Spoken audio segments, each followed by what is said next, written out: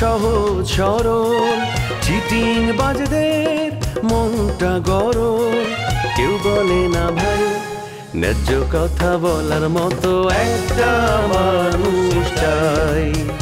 আমরা ন্যায্য কথা বলার মতো একটা মানুষ চাই।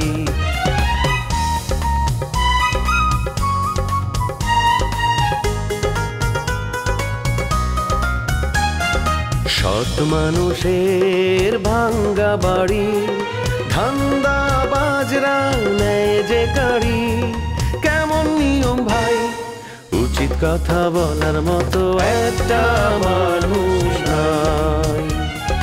উচিত কথা বলার মতো একটা মানুষ নাই।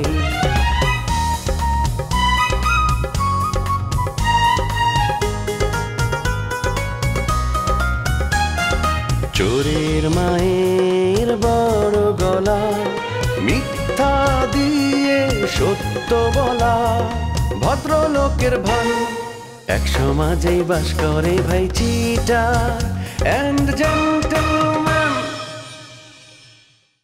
আমাদের দেশের প্রডিউসারদের এই এক ঝামেলা, তারা আসলে শিল্প সংস্কৃতি বুঝে না, মানুষের মর্যাদা দিতে বুঝে না, বিশেষ করে প্রতিবার দাম দিতে জানে না। আরে সাসে আর বিয়ে হইলে না আপনি তো আজ পাইবেন। এই যে ইংরেজ ভাই হাতে তো বানায় বানায় তো অতিরিক্ত কথা কয়। আচ্ছা আন্নে যে শাশির কাছে এই মিথ্যা কথাটা কইছেন, এটার লাই আপনি কি সুখ খাইলেন? কোনো রেস্টুরেন্টে যাই ঘুরবো, আজকে সারাদিন ঘুরবো। আসো আসো। কি কইতেছেন আপনি? আমি আপনার কোথাও যাবো না, আপনি ছাড়েন আমারে। কেন এরকম করতেছ? তুমি তো আমার ভালোবাসা বুঝো না। কিসের ভালোবাসা? চলো তো চলো।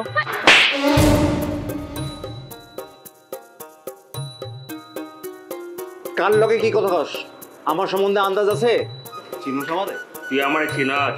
তোরে যদি খুন করে বডি গাবা বানা কোন একটা গাঙ্গের মধ্যে ফালা রাখি, তোর লাশ খুঁজে পাওয়া যাবো? আমার এলাকায় আয়া তুই আমার থ্রেট করতেছস, তুই বুঝতেছস তুই কি করতেছস? সাদ্দাম ভাই, আপনি কিন্তু এবার আপনার লিমিট ক্রস করছেন। আপনাকে কিন্তু প্রথম দেখাতেই আমার খুব ভালো লেগেছে। শোনেন, শুধু ভালো লাগলে চলবে না, কথা কাজে মিল থাকতে হবে। আমি কিন্তু ফার্স্ট হিরোইন করব, মন থাকবে তো আপনার, ভুলে গেলে কিন্তু চলবে না। আপনি রাজি তো? আরে অবশ্যই রাজি। কি বলছেন? এভাবে ভাইয়া ভাইয়া বললে অত বড় স্যাক্রিফাইস করা যায়? শোনেন, আপনার সাথে মাত্র কাজ করতে যাচ্ছি, দু একটা কাজ করি, তখন না হলে আপনি থেকে তুমিতে বললাম, কি বলেন? আপনি কিন্তু আমার নাটকের প্রথম নায়িকা। আচ্ছা, আপনি ঢাকায় কোথায় থাকেন? এক বড় ভাইয়ের বাসায় আছি, ভালো কয়েকটা কাজ করলে নিজে একটা বাসা নিয়ে নেব। আরে দেরি করছেন কেন? তাড়াতাড়ি বাসা নিয়ে নিন, কাজের ব্যবস্থা আমি করব। তাছাড়া আপনাকে আমি যতই দেখছি আমি কিন্তু মুগ্ধ হয়ে যাচ্ছি। আপনার মতো এত সুন্দরী নায়িকা নিয়ে যদি সিনেমা বানানো যায় না, সুপার হিট হবে। যাই বলেন না কেন, রোমিও ভাই কিন্তু খুব ভালো ডিরেক্টর, কিন্তু জানেন সে না আমাকে সেকেন্ড হিরোইন হতে বলে, আর আমি কেন সেকেন্ড হিরোইন হিসেবে কাজ করব? কি বলেন আপনি? আমার কি এটা করা উচিত? এই জন্য আমি তার কাছে রাজি হই না। ঠিকই তো, এত সুন্দর নায়িকা আর আপনাকে সেকেন্ড নায়িকা বানাবে? না না, আমি রোমিওকে সব বলে দিচ্ছি, আপনাকেই প্রথম নায়িকা বানাবে। রোমিও ভাই যদি আপনার কথা না রাখে তাহলে কিন্তু আর আমি অভিনয় করব না। আরে কি বলছেন এসব কথা? আমি প্রডিউসার, আমার টাকা, আর আমার কথা রোমিও সব শুনবে না? না না না না, এটা তো হতেই পারে না। আমি শুনেছি যারা ম্যাডাম আপনার বান্ধবী হয়, আর আমি যদি ফার্স্ট নায়িকা হিসেবে কাজ করি তখন তো সে বাধা দিবে, আর তখন তো বান্ধবী হিসেবে আপনি তার কথাই শুনবেন, আমার কথা তো আর শুনবেন না। এখন থেকে আপনি আমার বান্ধবী। আপত্তি আছে আপনার? না, আমার কোনো আপত্তি নেই, বন্ধু আপনি হতেই পারেন। তাহলে তো হয়েই গেল, এখন থেকে আপনি আমার সব নাটকের নায়িকা। কি খুশি তো? সরি ফয়সাল ভাই, দেরি করে হবেন লাভ আপনারা। ঠিক আছে, চিনেন আমি মনে মনে গল্পটা রেডি করে ফেলছি। গুড, খুব শীঘ্রই আপনার হাতে গল্প চলে আসতেছে, এখন আপনি রেডি হয়ে যান আর চারারেও রেডি করে। যারা কি রেডি হচ্ছে, তবে শুনেন, আমার নাটকের প্রথম নায়িকা হবে ঝিনুক। এই কিউট নায়িকাই আমি চাই। থ্যাংক ইউ ভাইয়া, আপনি আমার নাম প্রস্তাব করেছেন। ফয়সাল ভাই, আপনি এটা কি বললেন? আপনি কি ভাইবা চিন্তায় বলছেন নাকি হঠাৎ করে মুখ থেকে আসছে বেড়ে গেছে বলে ফেলছেন? জি, আমি ভেবে চিন্তেই বলেছি। যারা এখন আর নায়িকা হিসেবে যায় না, আমি একটা কিউট নায়িকা চেয়েছিলাম, কিউট নায়িকা পেয়ে গেছি, আমার আর কোনো টেনশন নেই। ভাইয়া জানেন আমার মনে হয় কি আপনার নাটকে আমি অভিনয় করতে পারবো না, কারণ রোমিও ভাই নায়িকা হিসাবে আমাকে তেমন একটা লাইক করে না। সিনুক, আমি তোমারে কোন দিন মানা করছি কত? ফট করে একটা যে কথা বইলা ফেললা।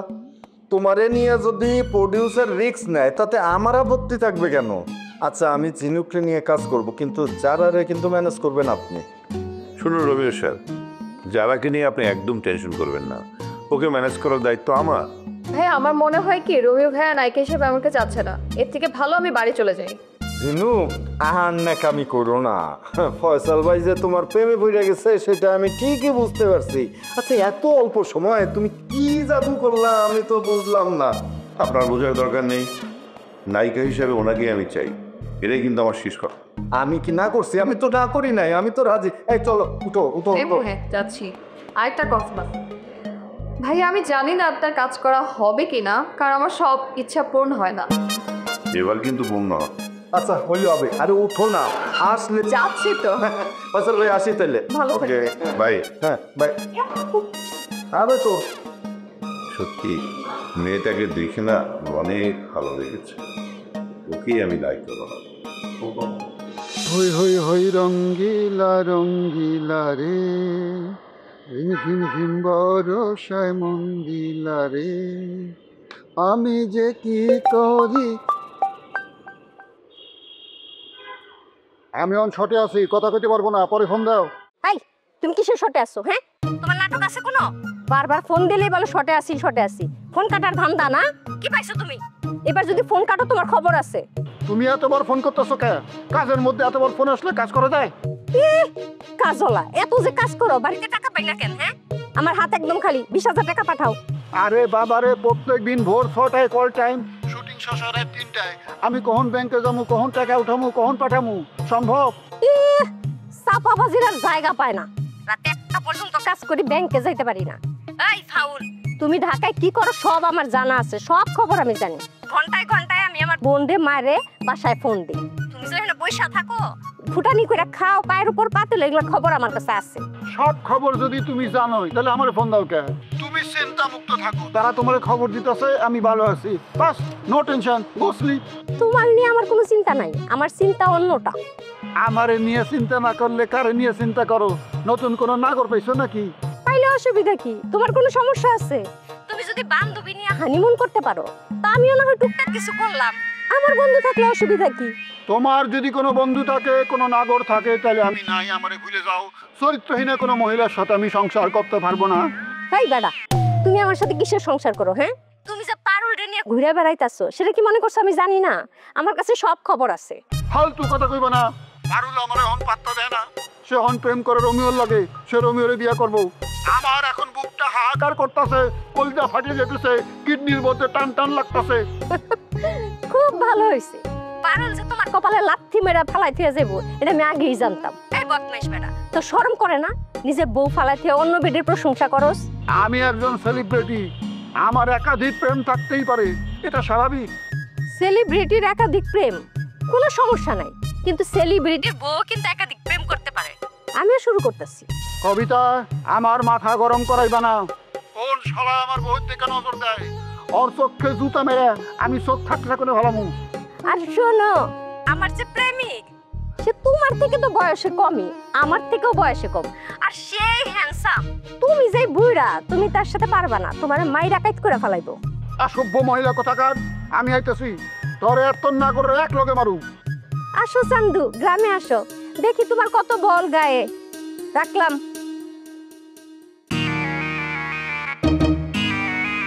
কি শুনলাই আমারে? কবিতা প্রেম করতেছে, এইটা আমারে বিশ্বাস করতে হইব? অসম্ভব, এটা আমি বিশ্বাস করি না, অসম্ভব।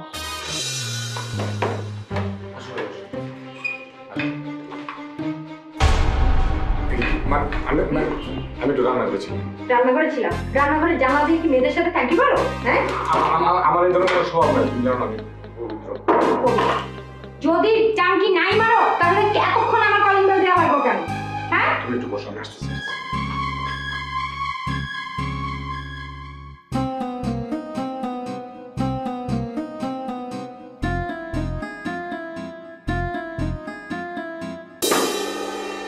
জামান ভাই যে আমাকে প্রতিদিন অফিসে নিয়ে যায় আবার বাসায় নিয়ে আসে, এটা তোমার সহ্য হয় না, তাই না? তাই তাকে শাসানোর জন্য তোমার গুন্ডা ভাড়া করা লাগছে। আরে তুমি কি পাগল হয়ে গেছো নাকি? আমি কেন গুন্ডা ভাড়া করবো? আর আমি হচ্ছে কি বেকার একটা ছেলে, এই যে তোমার কান্দে ভর দিয়ে বসে বসে খাচ্ছি, এত আরাম আমি কই পাবো? নিজের পায়ে নিজে কুড়াল মারবো নাকি আমি? আজকে সাদ্দাম ভাই জামান ভাইয়ের সাথে অনেক মিসবিহেভ করছে, ওনাকে যা তা বলে অপমান করছে। তাই আমি ডিসিশন নিয়েছি আমরা আর এই বাড়িতে থাকবো না। কি বলো? সাদ্দাম ভাইয়ের এত বড় সাহস কি হবে? সে তোমার বন্ধুকে এরকম ভাবে অপমান করে? হ্যাঁ, আরে রূপসার বন্ধুকে অপমান করে, এই সার্টিফিকেট তার দিছে কি? যার সার্টিফিকেট আছে সে যদি সবকিছু মেনে নেয় তাহলে তার সমস্যা কি? তুমি প্রতিবাদ করতা? অবশ্যই করেছি, তারপরেও সে আমাকে এমন তেমন কথা বলেছে। বুঝতে পারছি, যার বিয়া তার খবর নেই, পাড়া বসে ঘুমি। আরে আমি তো আমার বউকে পূর্ণ স্বাধীনতা দিচ্ছি। আমার বউ যদি 5টা বয়ফ্রেন্ড মেনটেন করে তাহলে তার সমস্যা কি? তার কি সমস্যা? আমি 5টা বয়ফ্রেন্ড মেনটেন করি। তুমি কেন 5টা বয়ফ্রেন্ড মেনটেন করো? আমি তো জাস্ট মানে এক্সাম্পল দিছি। তুমি তো হচ্ছে স্বামী ভক্ত বউ, আমি জাস্ট মানে বোঝানোর জন্য বলছি আর কি, যে তুমি ধরো তুমি 5টা কেন 10টা বয়ফ্রেন্ড যদি মেনটেন করো তাতে তো আমার কিছু আসে না, আমি তো সবকিছু মিলে নিচ্ছি না। হ্যালো, সরি ভাইয়া, রাস্তা না এত জ্যাম ছিল, এটার জন্য আমার অনেক লেট হয়ে গেছে ভাইয়া। তুমি কিছু মাইন্ড করো না তো ভাইয়া? এটা কি ব্যবহার? ভাইয়া ভাইয়া ভাইয়া কিসের ভাইয়া? কার ভাইয়া? আমি আবার তোমার ভাইয়া হলাম কবে? আগে না নেমেই কত চমৎ করে বলতে ডার্লিং ডার্লিং ডার্লিং। ও বেবি, মাথায় এত টেনশন ছিল আমি ভুলে গিয়েছিলাম। আচ্ছা বাদ দাও, শোনো, আমার কাছে না 1000 টাকা ছিল, আমি না ওইটা ভাড়াটা দিয়ে এখানে এসেছি। কোনো প্রবলেম নেই, টাকা নিয়ে নিও, ব্যাপার না। আচ্ছা ঠিক আছে। আচ্ছা বলো তো, লাঞ্চ করবা কোথায় আজকে? লাঞ্চ একটা ভালো জায়গায় করব, ওটা নিয়ে কোনো সমস্যা নেই। তবে তার আগে একটা বিষয়ে আমি একটু তোমার সাথে ক্লিয়ার হয়ে নিতে চাই। হ্যাঁ বলো। আচ্ছা, এই যে আমি কল দিলে তুমি চলে আসো, আমরা একসাথে মার্কেটিংয়ে যাই, সিনেমা দেখি, আমরা লাঞ্চ করি, আমরা ডিনার করি, মানে এটা কি মানে কোন শর্তে? তুমি আমাকে ভবিষ্যতে বিয়ে করবে তো, নাকি শুধুই বন্ধুত্ব? এটা শুধুই বন্ধুত্ব। শুধুই বন্ধুত্ব? হ্যাঁ, শুধুই বন্ধুত্ব। আচ্ছা আমি বুঝলাম না, তুমি বিয়ে বিয়ে করছো কেন? তাছাড়া তোমার সাথে আমার যায় বলো? তুমি বয়সে আমার থেকে অনেক বড়। আচ্ছা বাদ দাও, শোনো, তুমি বিয়ে করোনি কেন এতদিন? 1000 বছর ধরে আমি পথ হাঁটিতেছি পৃথিবীর পথে। 1000 বছর না হলেও আমি বছরের পর বছর তোমার জন্য অপেক্ষা করছি। এই মিষ্টি মেয়েটা তুমি বোঝো না? ধরো আমি যদি সত্যি সত্যি বিয়েটা করে ফেলতাম, তাহলে তোমার মতো এরকম একটা সুইট গার্ল আমি কি পেতাম? হ্যাঁ পেতে। শোনো, বিয়ের পরে আরো ভালো বন্ধুত্ব করা যায়, বুঝলে? ওরে বাবা, এ তো অভিজ্ঞতার ভরপুর মনে হচ্ছে। এই এত কিছু তুমি জানলে কি করে? আমি ছাড়াও কি তোমার আরো কোনো বয়ফ্রেন্ড আছে? হ্যাঁ থাকতেই পারে। শোনো, ঢাকা শহরে যারা অনেক বড় বিজনেসম্যান সবাই আমার বন্ধু। মরেছি, এটা তুমি আমাকে কি শোনালে? হ্যাঁ, তোমার অনেক বন্ধু শিল্পপতি, তার মানে তাদের বন্ধুত্বের কাছে তো আমার বন্ধুত্ব কোনো পাত্তাই পাবে না। এই আমি এখন যাই। যাবা কেন? আমি এত কষ্ট করে এসেছি তোমার সাথে লাঞ্চ করব। আর শোনো, আমি সবাইকে সবার মতো করে ভালোবাসি, তোমাকেও তোমার মতো করে ভালোবাসি, তাহলে তোমার সমস্যা কোথায়? ঠিক আছে, এখন যাও, নিচে গিয়ে সাদ্দামকে শাসায় আসো, যাও। আরে সাদ্দাম কোনো মানুষ হলো? সে তো একটা খারাপ লোক, সে তো একটা গুন্ডা। আরে মানে ওই সাদ্দাম যদি মনে করে যে আমার অপমান করে দেয়, তার ভাবসাব দেখলে কি মনে হয় জানো? সে তো মনে করে যে আমার থেকে আমার বউরে ভালোবাসে। ও তাহলে এখন আপনাকে ফুল ব্যাটালিয়ন সহকারে ওনাকে যায় শাসাইতে হবে, তাই না? তো বলেন, আমি আপনাকে প্রোটোকলের ব্যবস্থা করে দিই। না না না, এখন না, ওর বউয়ের সামনে ওর আমি ধরবো। বউর সামনে? বউর সামনে গিয়ে কি বলবো? কমু ভাবির যায় সবকিছু খুলে কমু যে আপনার জামাই রূপসার বয়ফ্রেন্ডে ডিস্টার্ব করতেছে, যেইখানে রূপসার জামাই সবকিছু মেনে নিতেছে, কিচ্ছু বলতেছে না, তার কেন সমস্যা? তার কি সমস্যা হয় এত? আবার বয়ফ্রেন্ড? বুঝছি, থাক, লাগবে না যাওয়া। পরে ওর বউর সামনে কি না কি বলবা, আরেক নতুন ভেজাল করবা। আরে ঝামেলা কেমন হবে? ঝামেলা তো হবে না, সাদ্দামকে সোজা করতে হবে না? ওর এত বড় সাহস কি করে হয় আমার বউয়ের বন্ধুকেও ডিস্টার্ব করে অপমান করে? হ্যাঁ, এটা তো আমি মানবো না। বাদ দাও তো, আর যাওয়া লাগবে না। আচ্ছা ঠিক আছে, তুমি যখন বলতেছো আর মানে তোমার সম্মানটা চাচ্ছি না। তোমার কি শরীর ভালো লাগছে? পার্টি দিব?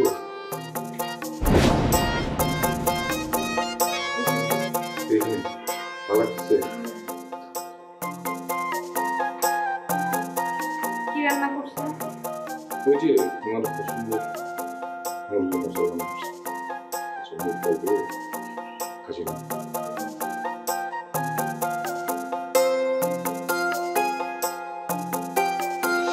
রিমি, আমি তো আসলে তোমার সাথে লাঞ্চ করার ভাবনা নিয়ে এখানে এসেছিলাম, কিন্তু তোমার কথাবার্তা শুনে আমার সব কিছুর ইচ্ছে মাটার হয়ে গেছে। আমার আর কোনো কিছু ইচ্ছেই নেই। আমি যাই। ইচ্ছে নেই কেন? ইচ্ছে নেই কেন? শোনো রিমি, আমি আসলে বিয়ের জন্য পাত্রী খুঁজছি, কিন্তু তোমার কাছ থেকে আমার যে অভিজ্ঞতা হলো তাতে করে আমি খাড়ার উপর মাটার হয়ে গেছি। মানে একটা মানুষের মাথার মধ্যে বিয়ের ক্ষুধা, সে যদি এখন তোমার সাথে লাঞ্চ ডিনার করেও তাতে করে কি তার পেট ভরবে? ওহ বেবি, তুমি বুঝো না কেন? তুমি কেন বারবার বিয়ের কথাটা বলছো? আমি তো তোমার সাথে দুবাই যেতে চাচ্ছি। তুমি আমাকে দুবাই নিয়ে যাও, তারপরে আমাকে তুমি তোমার মতো করে পাবা। আরে না, বিবাহ বহির্ভূত কোনো সম্পর্ক এটা আমি মানতে পারবো না, মেনে নিতে পারবো না। মানে বিয়ে করার পর বউ নিয়ে দুবাই যাব, ওটা হবে আলাদা একটা বিষয়। আসলে হয়েছে কি, শোনো, আমি কিন্তু ছেলেটা একদম মাসুম পবিত্র, মানে আমার চরিত্র খুব ভালো। ও, তার মানে তোমার চরিত্র ভালো আর আমার চরিত্র খারাপ না? তো তোমার চরিত্র যদি এতই ভালো হয় তাহলে তুমি আমাকে ফোন দাও কেন? ফোন করি, আমি তো তোমাকে ভালোবাসি। আমি ভেবেছিলাম ফোনে কথাবার্তা বলে কাছাকাছি এসে একজন আরেকজনকে জানবো, তারপর বিয়ের প্রস্তাব দিয়ে বিয়ে করে ফেলবো। শোনো রিমি, আমার কিন্তু ঢাকা শহরে 2টা বাড়ি, অনেক ভাড়া পাওয়া যায়। তুমি যদি আমাকে বিয়ে করো তাহলে দেখবে কোনো অভাব অনটন থাকবে না, তুমি অনেক সুখী হবে। প্রশ্নই ওঠে না। আমার না এখনো বিয়ের বয়সে হয়নি। আর শুনো, তোমার সাথে যে আমি বন্ধুত্ব করেছি, এই যে কথা বলি, দেখা করি, এটা না তোমার ভাগ্য। রিমি, এটা কিন্তু অনেক বেশি হয়ে গেল।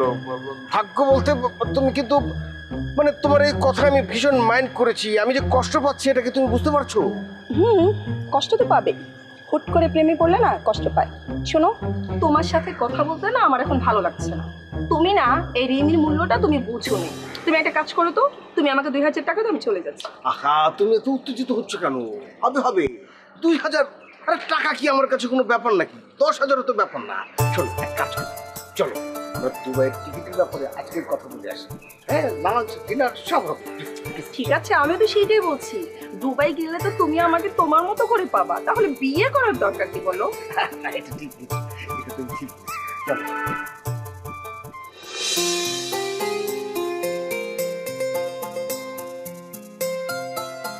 কি ব্যাপার, এত সাইজে গুজে তুমি কই যেতেছো?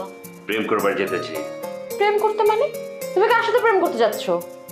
কার লগে প্রেম করতে যাবো, তোমার লগে এটা কয়ে যাবো আমি? হ্যাঁ, অবশ্যই বলতে হবে। তোমার প্রেম করার স্বপ্ন আমি মিটাইতেছি।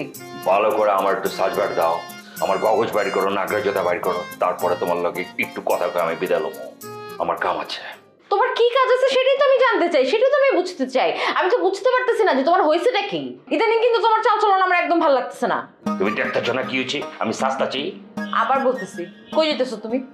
এত সেজে গুজে যাওয়ার কারণটা কি আমি সেটা জানতে চাই। বান্ধবীগুলোকে ডেটিং করবার যেতেছো, তোমার কোনো আপত্তি আছে? হ্যাঁ আছে, আমার আপত্তি আছে। তোমার আপত্তি থাকলে তুমি আমার সামনে থেকে বিদায় হও, আমার কিচ্ছু করার নাই। আমার নাকরা আর কাগজ বাইর করে দেওয়া এখান থেকে যাওয়া। হ্যাঁ আমি বিদায় হইতেছি, কিন্তু তার আগে তুমি জামা কাপড় খুলবা। হোয়াট? কি ধরনের কথা বলতেছ? আমার জামা কাপড় খুলুম মানে কি বুঝিয়ে দিচ্ছ তুমি?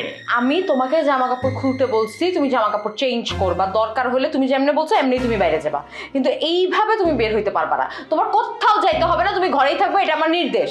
ভালো হইতেছে না বউ, তুমি কিন্তু আমার উপর জুলুম করতেছো, অত্যাচার করতেছো। কিন্তু এটা কিন্তু এক ধরনের টর্চার, বুঝছো? এটা কিন্তু আল্লাহ সহ্য করবো না। কিন্তু আমার ঘর থেকে বারে বার দেবো খুব ঠান্ডা মাথায়, কোনো আউকাও করবো না। তুমি লুঙ্গি জামা চেঞ্জ করে ঘরের কাপড় পরে ঘরে শুয়ে থাকবা, নাইলে কিন্তু আমি সব টাইনে খুলে ফেলবো। কত বড় সাহস! তুই আমার জামা কাপড় খুলবি, এমনি আমরা থ্রেট করতেছিস?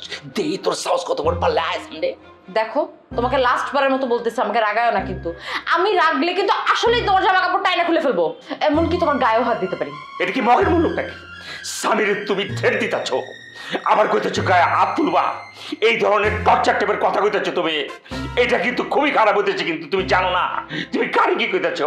আমি যদি একবার টেম্পারমেন্ট লুজ করি না, তাহলে কোনো আমার আমি নিজে চিনি না। তুমি যদি আমার লগে এমনি ফাইজলামি করো না, আমি ডাইরেক্ট তোমার বাপের কাছে যাই, আমি কিন্তু কমপ্লেন করব তোমার নামে। কিন্তু এরকম দাঁড়ায় রয়েছো কেন মূর্তির মতো?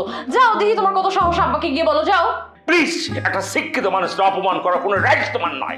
এই তুমি কিসের শিক্ষিত? কোন জায়গা থেকে তুমি বিএ পাস করছো? সার্টিফিকেট দেখাও।